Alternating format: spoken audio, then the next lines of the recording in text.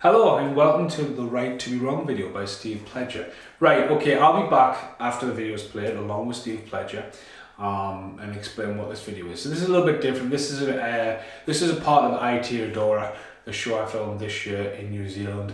And considering how mental it is now since I'm filming this in the northeast of England in October, how life's changed dramatically.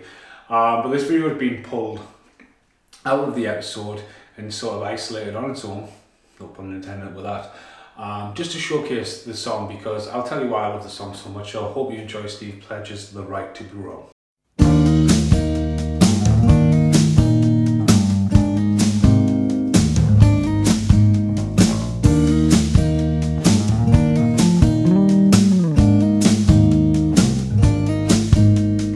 We can only see from where we are, but that which we cannot is no less real, however far. Who denies all that they can't see? That which went before, or what is yet to be. We are yesterday's gods, tomorrow's fools. Each perspective gives a different view. Who's to say that another's is less valid or less true? Wisdom walks and stands a while beside the one who claims to see what others may deride. Each dying day is someone else's dawn. What's true will still be true, recognized or otherwise by either me or you. But we won't last too long if you or I are to deny ourselves the right to be wrong.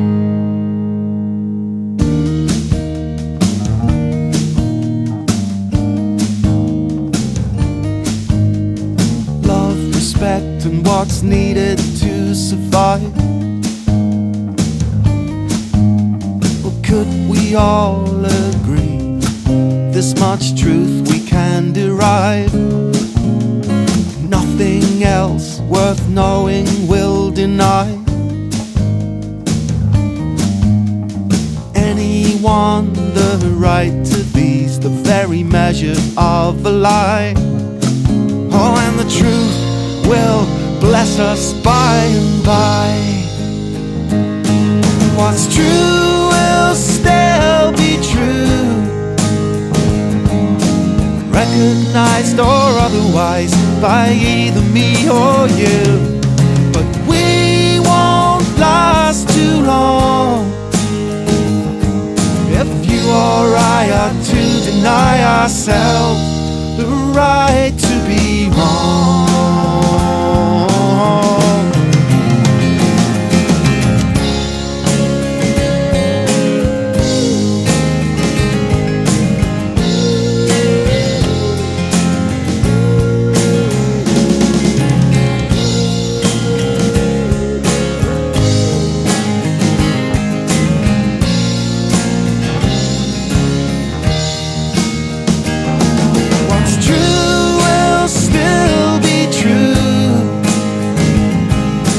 Recognized or otherwise by either me or you.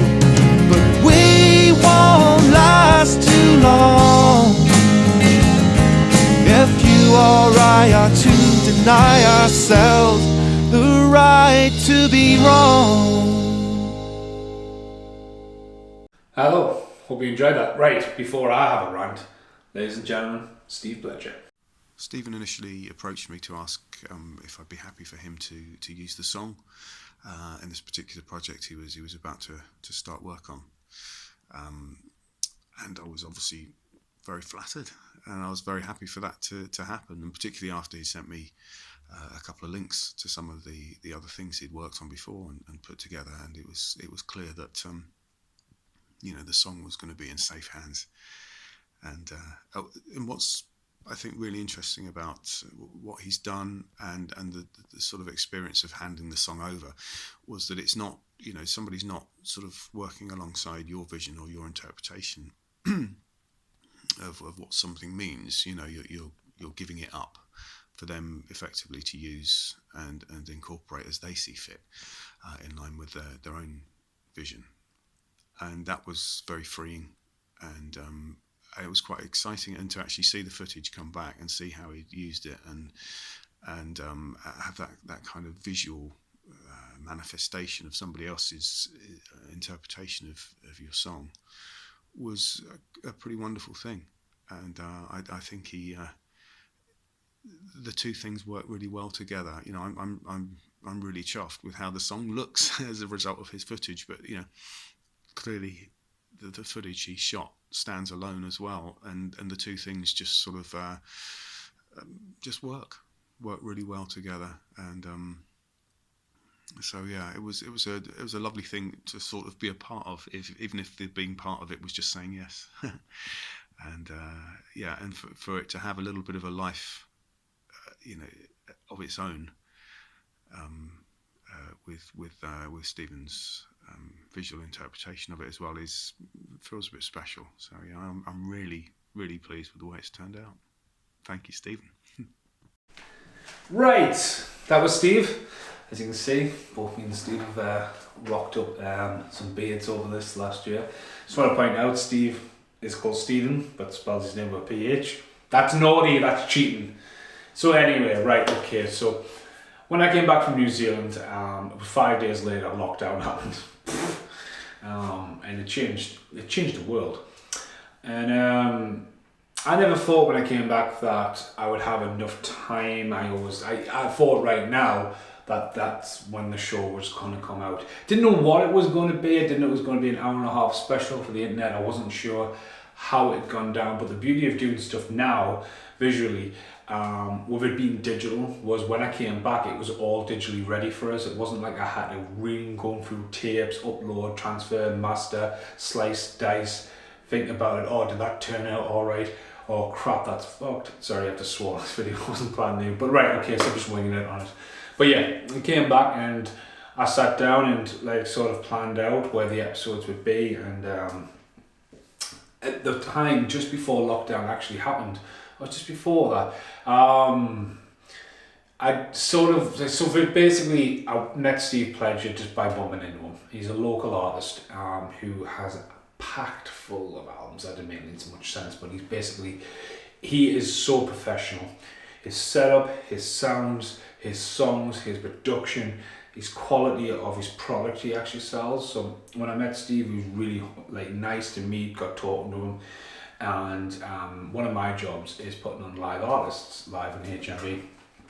And obviously can't do that now at the moment because of everything going on. But then it's kind of it's a big risk for me to go, right, there you go, it's a Saturday afternoon, bang, thousands of people are going to walk past you, we're going to rip out the front of the shop, and then we're just going to literally have a live band on and just showcase talent. And Steve was perfect.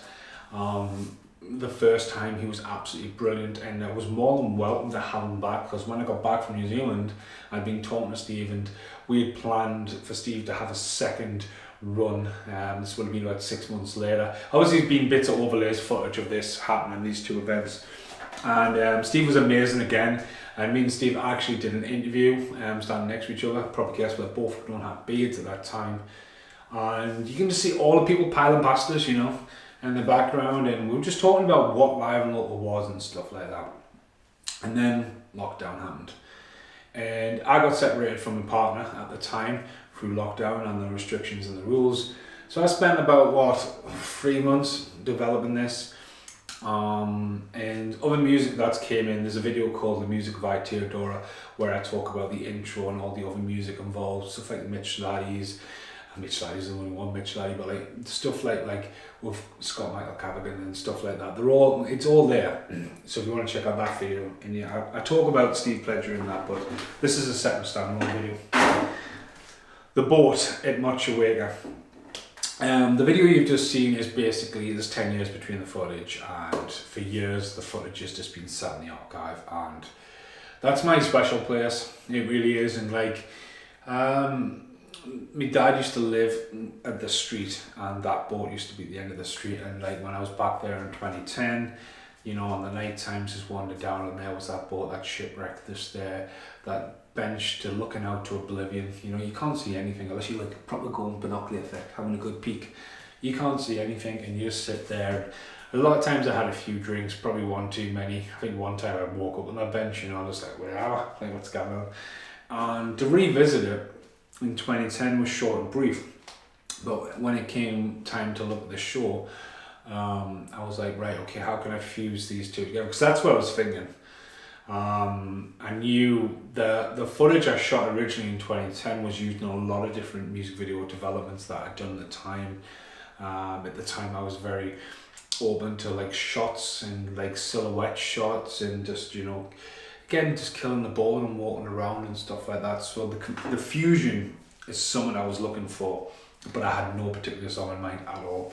So I was just like, right, where can I really go with this? And certain things started to fall into place. Cav would be doing the intro. Mitch's new song Musk would be used at the Hammer Springs because that's when I heard it. And it was also Creep Around. The Condog and crew had hit a new track that me, Callum and Brittany had heard in the car.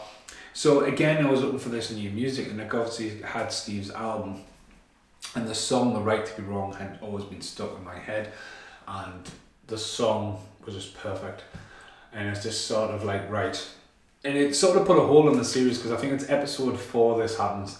And like, I wasn't trying to make episode 5, 6, 7, 8 because I didn't want to have to backtrack and correct something. I was like, right, get one. We got the outline, everything outlined. It was going through and just dotting the T's and crossing the I's. I'll say that the wrong way around because it's funny. And I was just like, right, okay. And it got to that song. And you know, Sam and Callum are dead small. And Sam lives in Welton, Callum's working. So it was impossible to get the three of us back there at that one location. But it was awesome to be there with Brittany. For Brittany to see this location as well. And obviously we've got the Magic Eyeball, and just I'm sitting there, I've got the Wasted Treads t-shirt on from America, and just walking around. People say, oh, look at that t-shirt, see, it's amazing, it's just amazing. But that video, making it, especially with all the isolation going on, was more like, right, it's not a standalone music video, it's not an official Steve Pledger video, so it's this. It's in the show, and it's going to be this. It's me ranting about it. And like, there's a part in that video, and it's a clip from 2010, and I spin with the camera, and I think the camera's got the fisheye lines on, and Steve's harmonies are like, woo! I never have ever felt so free and peaceful, and it, from that moment, it reminisces every time I see that video. I sometimes can't watch this video because the emotion it drives. And yes, it's the location, yes, it's my memories, yes, it's my brothers. That song has just fused that place to me to make it absolutely so peaceful. And it's a place that few people can go. I mean, if you live in New Zealand, just like pop down the corner, but like, it's so special to me. And just to see the reflections in that, like, I'm looking to the past, but I'm looking to the future. I'm in the past, looking to the future. And it's that weird place. It almost feels like purgatory to me in a positive sense, because it's just like, and to know how Steve felt about it, to go, right, because Steve, yes, the whole live in the show happens. It's another thing when someone takes your music and sort of like goes, right, and he had no, like not to control it. I would love to work with Steve and actually make a video just rocking out the guitar and get the right angles and stuff. That's definitely something I'm really interested in. But for this, it was like, right, you know, there's the footage of the past, there's the footage of now, and I'm back in England, and I can't really go, right, I just need to go and take a pickup shot. That didn't look too good. It's just like, you know, it had to be what it was. And I think when you say I Tear Door and when the music kicks in, it's one of those times where it kicks in, it's perfect, and it's cemented into it. So the idea to bring this out as a standalone to the channel for Lonely Tree, you know, and just express, because I think with the rant about the music of I Tear Door, I don't think I give Steve enough, you know, again, I'd seen that video a few weeks ago. I had a few beers and that ooh, I'm shit at harmonies. You know, that nearly had us in tears again. It's just joyful tears. You know, it's just perfect song. So I can't recommend Steve Pledger enough. He's got a few great albums out there. He's got a lot of good albums out there. He's on Apple Music. You can get his albums in HMV. He's got some signed ones if you're up in the northeast up here. Can't wait to see him tour again, because when this guy tours, he'll do the entire country. You know, and it'd be good to see him actually get some more recognition and see his albums on vinyl, so I hope that helps out with that. And again, a cheap plug to Itiradora if you want to see me go all the way around the world, pester my family. And obviously Britt comes with us as well, so Britt gets to see a lot of my childhood and places I grew up as a kid as well. So thanks for watching, goodbye for now. Right, here's an outtake for Steve Pledger. It's the one and only, and I don't normally do outtakes, it's a crossover. I've just done a mad unboxing for the brand new Jaws Pum Pum Japanese Steelbook edition. Yeah, weird, wacky, but wonderful. Yeah, Stephen, I have to say I was giving Stephen a bit of grief for spelling his name wrong. You know, he spells a PH, but he calls himself Steve Pledger. Steven. So yeah, right, okay, so Jaws, directed by one of the most famous Stevens of the world, Steven Spielberg's Jaws, so it's S-T-V-E-N, that's correct, yep, it's going to be that on every single edition, you know, Steven Spielberg. So you can definitely think that someone definitely got sacked for doing that. Steven spelt with a PH on a Jaws. It's an official release. Like, wow. Well done. Congratulations. You definitely got sacked. So yeah, the right way to spell Steven is with a V. Sorry, Steven. See you later. Thanks for watching. Goodbye for now.